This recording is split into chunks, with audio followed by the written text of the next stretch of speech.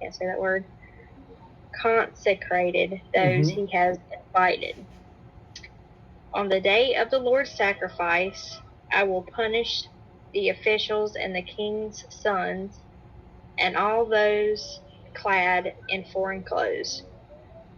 On that day, I will punish all who avoid stepping on threshold, who fill the temple of their gods with violence and deceit.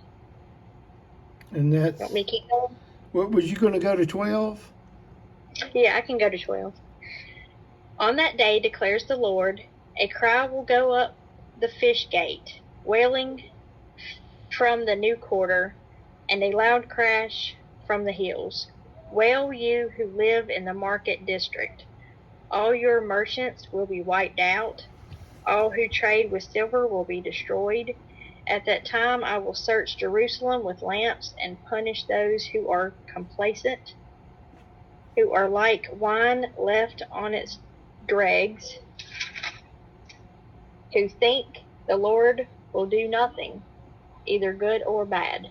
Well, before I read the rest of it, I'm not that familiar. I have read this before because this just shows the judgment of God. And what he says, he says that he's going to cut off the remnant of Baal and all of these people who are worshiping the devil. And that's what Baal worship was. And we are living in a time right now where wickedness is rampant upon the face of the earth. So this has given us an idea that when the Lord comes out with his swift judgment, ain't nobody going to be able to hold back the wrath of God. I mean, this whole thing, he was explaining what he's going to do. He's going to destroy all of these animals off of the face of the earth. Well, when you destroy all the fowls of the heavens and the fishes in the sea, and you create a stumbling block for the wicked, you're going to cut man off the land. I mean, that just sounds like the Lord's going to destroy. It almost sounds like during the time of the flood when he just totally wiped off wickedness. And but let me pick up right here in 13. It says, for this reason, their goods will become a booty, which means a something that you gain from when you fight against your enemy. Booty is the goods of the spoils of the battle. And it says, and their houses will become a desolation. And they also who build houses, but will not inhabit them. They will plant vineyards, but will not drink the wine of them. The great day of the Lord is near, and it is near, and it quickly comes. Even the voice of the day of the Lord, the mighty men will cry there bitterly. If you can just imagine, you build a house and you don't get to live in it. The things of your possessions become the treasures of your enemies. You grow grape fields and you don't get to drink the wine. You don't get to harvest them. So the Lord is really, these people obviously in this situation was going about their life without the Lord in it. And same thing that Jesus told us when he was here on the earth. He told that king that had a great bumper crop, he said that you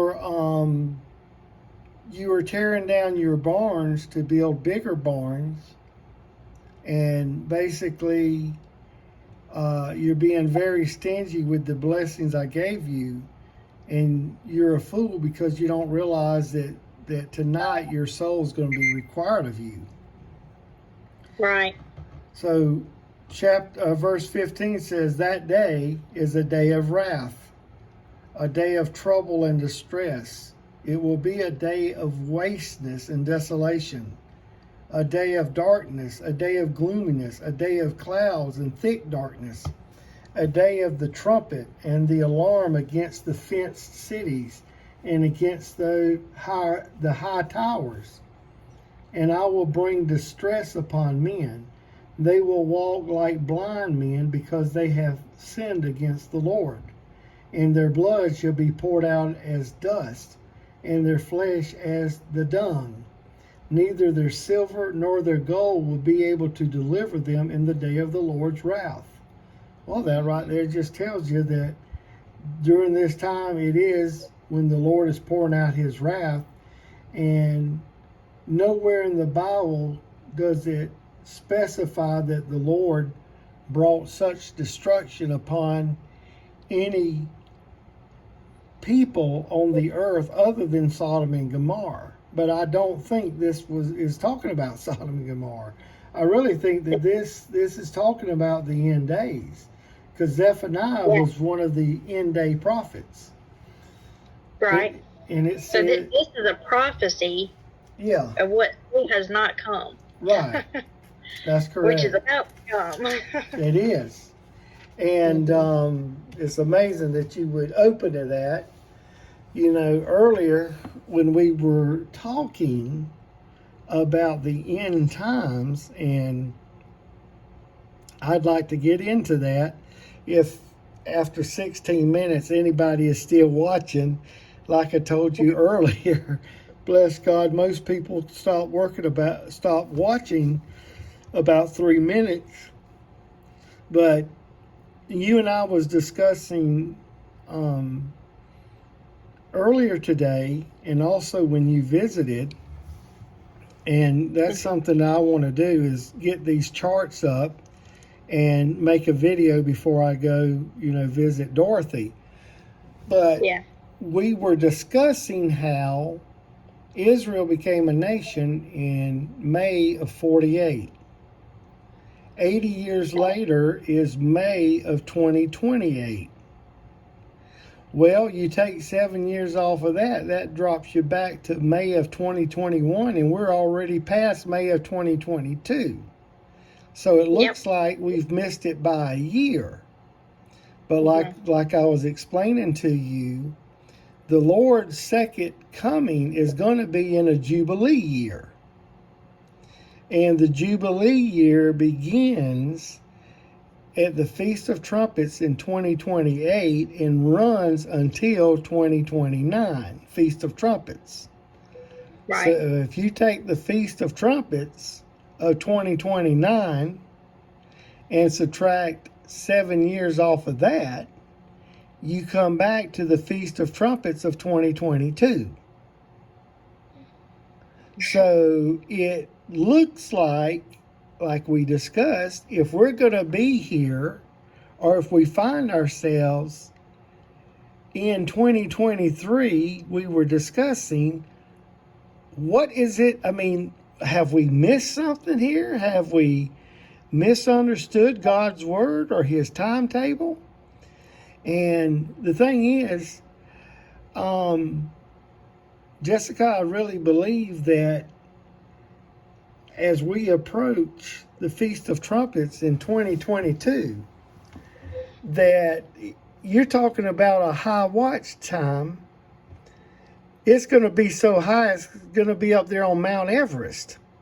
That's how high the watch. I mean, it's going to be like, clean your ears out and let's see if we can hear the trumpet of God.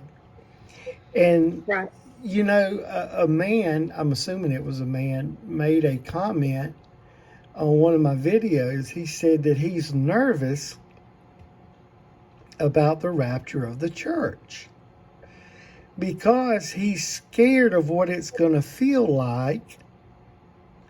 If you just imagine like that, I've never been on it, but obviously it's exhilarating. That what is it? The amusement park that's got that thing called slingshot. Oh yeah. How it pulls you back and turns you loose, and people just like almost